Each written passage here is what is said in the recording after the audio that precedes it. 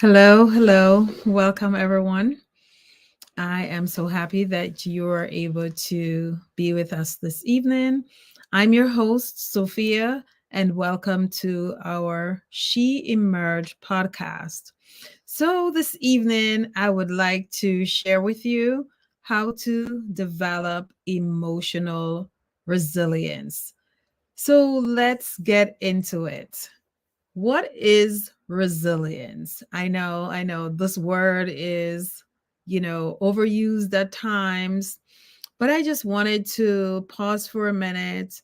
And as you think about emotions, what comes up for you? Again, this podcast is not a therapy session. This is, you know, educational purposes and to inspire as you are on your healing journey. So, within this space, I just wanted to share on how to develop emotional resilience. So, again, going back to that word, resilience, based on research, this perception of resilience has three faces, right? One is resistance is built through gaining information, empowerment, setting expectations, and perhaps having an optimistic standpoint, right? And so it went further into this article, went further into this idea of resistance is also developed through, cognitive reinterpretation. And perhaps in the clinical space, again, I'm a therapist. So, in the clinical space, when we're talking about cognitive, it's that thought pattern, how we perceive, right? And so if we're looking at it through those lens, then how I may perceive it may be, the automatic message that I received. So looking at this idea of the negative core messages, perhaps in those times that, people are navigating stressors, this idea is also highlighted in terms of resilience. It's also how you bounce back from a stressor or from trauma, right? And so this article talked about resilience and how you thrive after the event. So one may say, okay, so how do you develop emotional resilience? There's this other thought in terms of post traumatic growth. This is also related to, after you have gone through a traumatic experience, what is that lesson that you're able to glean from that experience or that event? So, again, we cannot heal from what we're not addressing. We're not highlighting, we're not looking at it. So different emotions may come up for everyone and that may look different. And so I like this idea in terms of if we're able to move forward to emotional health, this concept is actually taking a good look at what we are experiencing and how it affected you. How do you do this? So, how do you perceive things? Again, there's no one size that fits all. How do you react? How are you responding? Because those two are different. How we respond and how we react, right? How are we responding to various situations? What are the coping skills? What are the coping mechanisms, right? So if I were to say on a scale of 1 to 10, how intense was that experience for you? Again, that is not a one size fit all. What are some of the perceptions that you may have? What are the lens even so that you're looking through?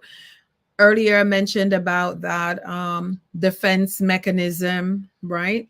How are you looking at the situation? How are you coping? What are those coping skills that you have to navigate in order for you to develop emotional resilience?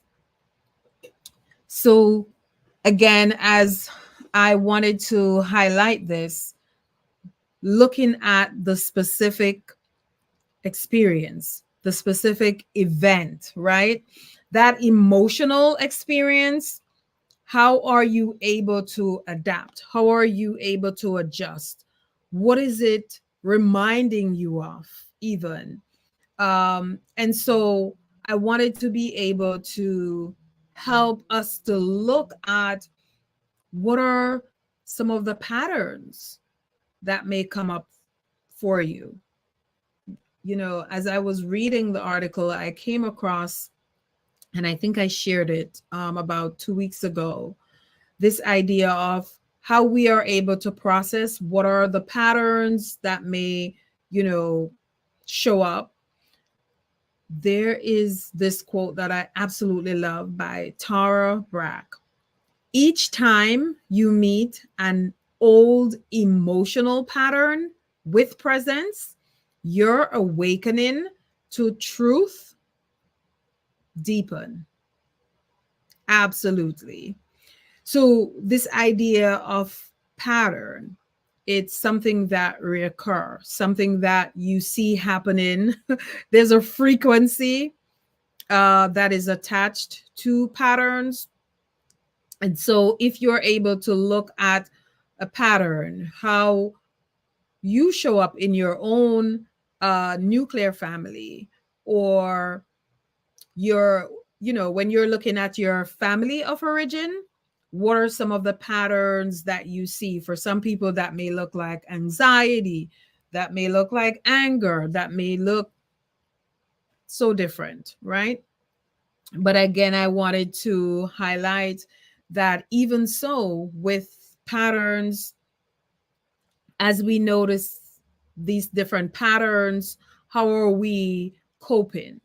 What are the tools in your toolboxes that you have so that you can navigate stressors? And I get it, absolutely.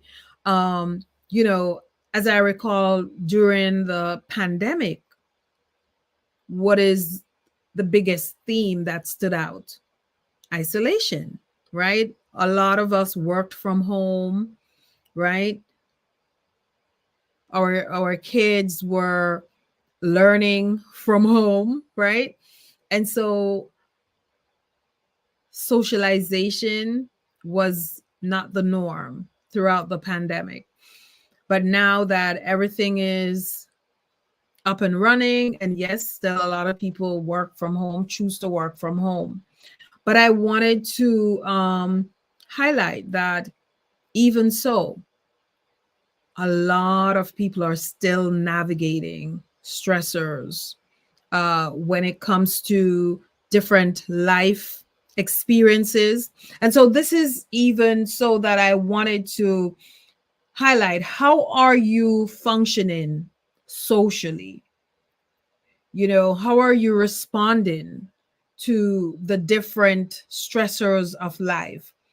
How are you in your own circle of friendship? And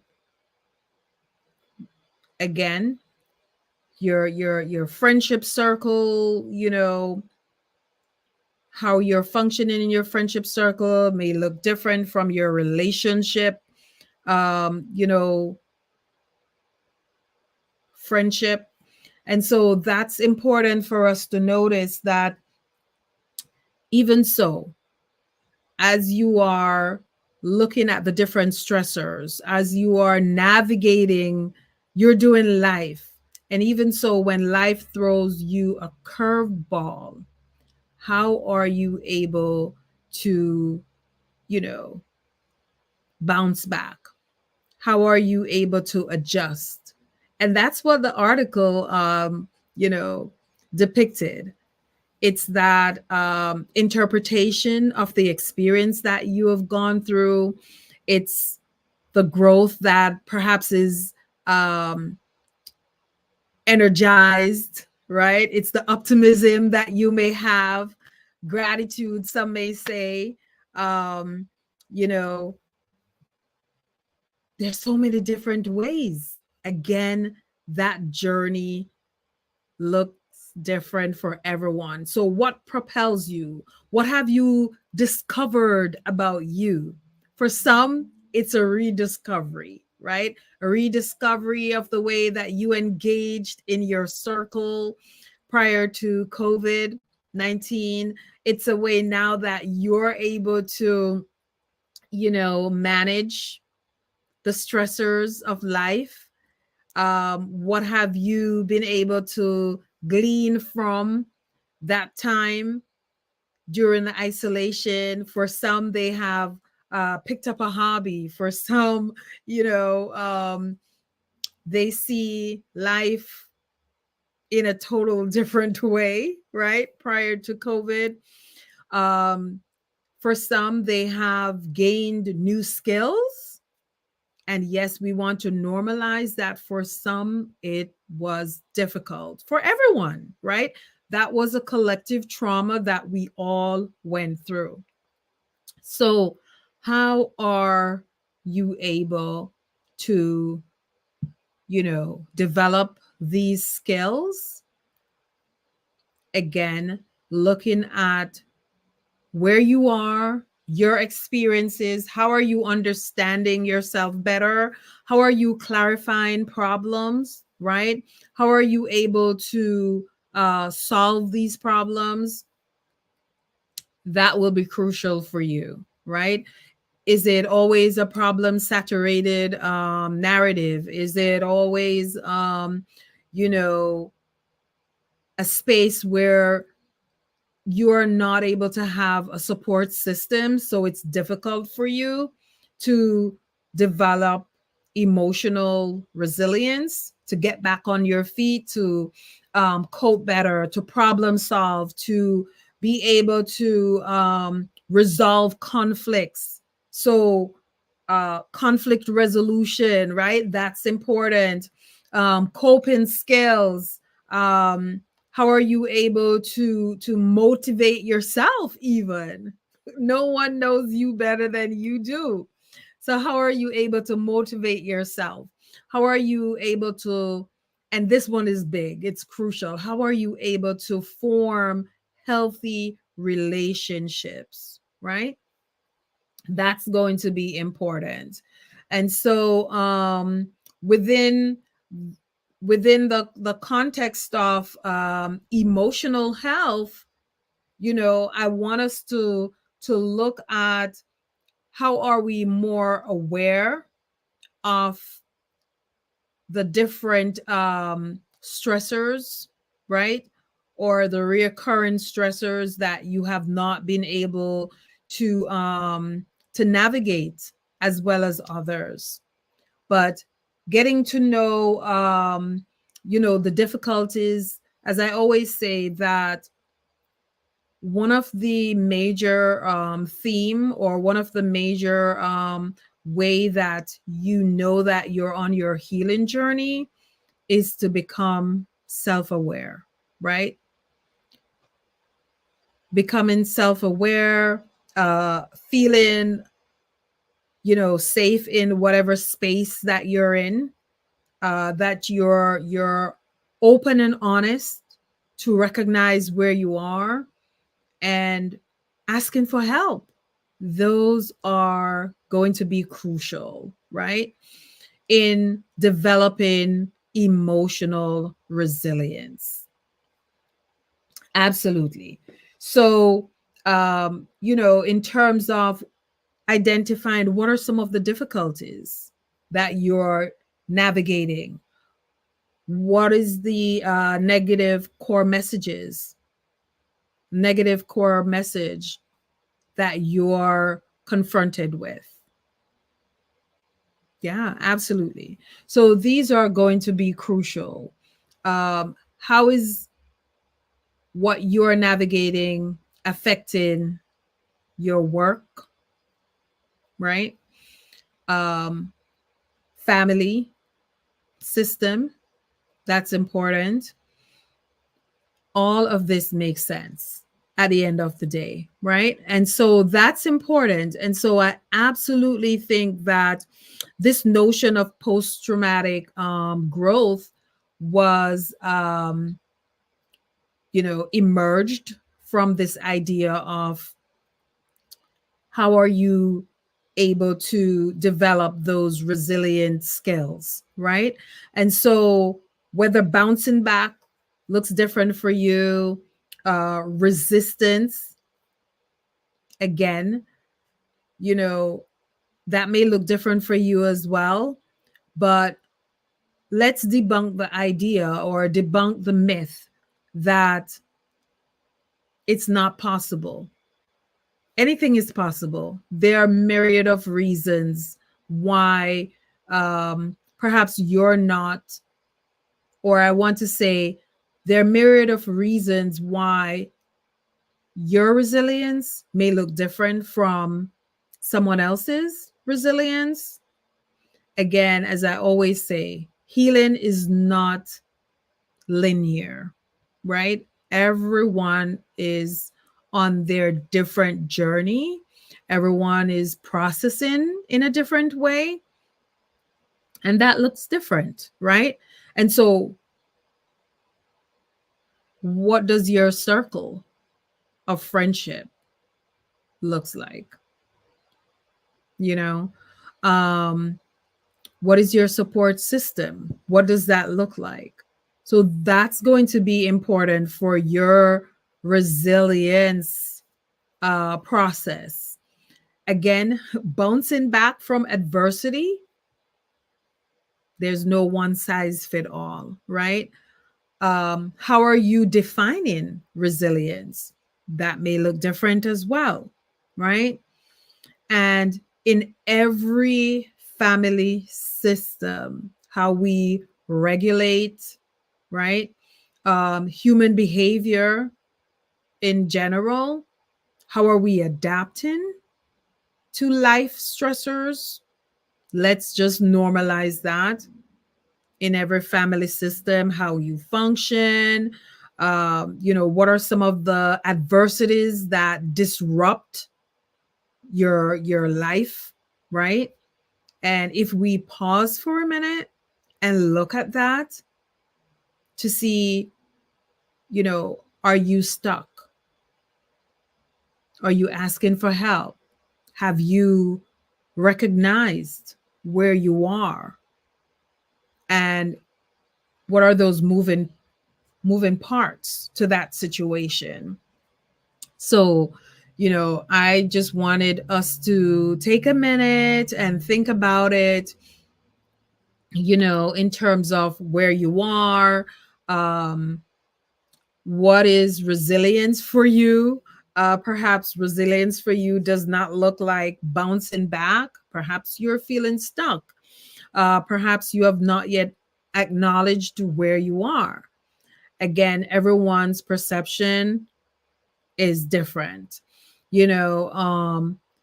And so, with that said, I wanted to look at this idea that perhaps you're at an intersection where you're not able to put into words what you're experiencing, what you're navigating. You're not yet able to pinpoint some of the things that you are, fraught with. Perhaps you're not able to understand or contextualize this idea of resilience. And so you're not able to harness this. Perhaps you're not able to um, look at where you are as opposed to, um, you know, reframing. whatever those automatic negative core messages are. And we want to be able to normalize that as well, right? And so I'm hoping that by the end of this podcast, you will be able to deconstruct how, your own journey is for you. Again, like I said before, no one knows you better than you do. No one knows your experience better than you do. And how you're able to process, how you're able, do you have, a matter of fact, ask yourself these questions. Do you have the ability to cope? You know, do you have a circle of support system there for you? How are you able to problem solve? How are you able to resolve conflicts? That's going to be helpful in order for you to develop emotional resilience, right? And so that emotional space is important as well, because, if we tend to push away whatever emotion, whether sadness, right? Grief, loss, whatever comes up for you, acknowledge that, because the more you push that away, the more you disregard those emotions, it's going to be heavier. It's not going away, right? It's there. So the more we suppress it, the longer it will take for us to work through those emotions so that we can experience emotional resilience, right? And perhaps you have to, navigate self-loathing sometimes, right? Whatever negative core messages that comes up for you, that may be one of the biggest stressor that you're navigating. But again, I wanted us to really think about it in terms of when these emotions show up. What does that look like? Are you leaning into the space to really look at it, so that you can heal, so that your journey to experience emotional health